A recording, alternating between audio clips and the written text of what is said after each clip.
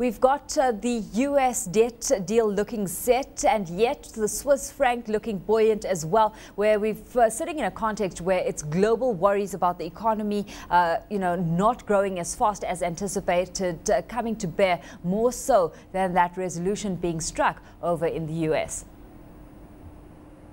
Morning, Alishia. Yes, you're right. All this global turmoil certainly still seems to be benefiting traditional safe haven assets, and you see that particularly reflected in currencies like the Swiss franc, but also in traditional safe haven commodities such as gold. Because although there's been a resolution to the US debt ceiling crisis, there are now fears emerging over global growth, and despite the resolution in the US, there's still talk that they may suffer a downgrade, which will of course also have consequences for that economy's growth prospects.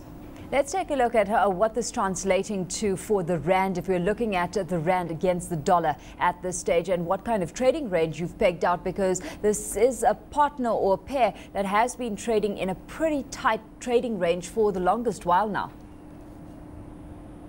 Yes, Alishia. I mean, last week the rand gained significantly. We thought it might make a breach of the 660 level, but now we've seen it come back and weaken quite significantly, largely as a result of rising risk aversion on the back of increasing fears over global growth. So we think that should the current risk-averse situation persist, of course that would be negative for the rand, as with most other risky assets.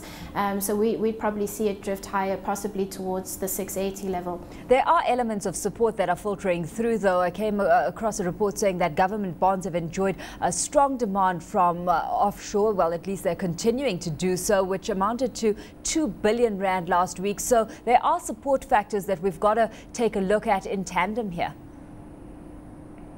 Absolutely, Alishia. I mean, foreign inflows into the bond market continue to be quite robust. We think that this is a general reflection of the mood or the pessimistic mood over global growth. As we know, investors are always looking for yield. So when there's some pessimism over global growth prospects, you tend to see a run into bonds, as they offer a set yield and are traditionally seen as a bit of a safe haven themselves. And of course, South Africa still offers quite a high yield relative to most developed countries.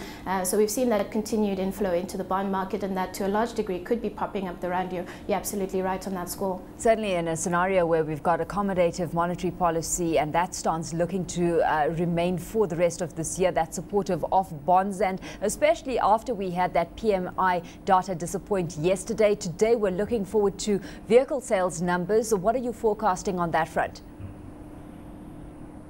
We'd expect to see vehicle sales growth moderate. This would be the number for July. We saw quite a strong recovery in June because May sales had come out a little bit softer than expected, and that may have been partly related to the public holiday that occurred in that month. But for July, we'd be expecting to see a moderation in sales growth. They were up 12.6% year on year in June.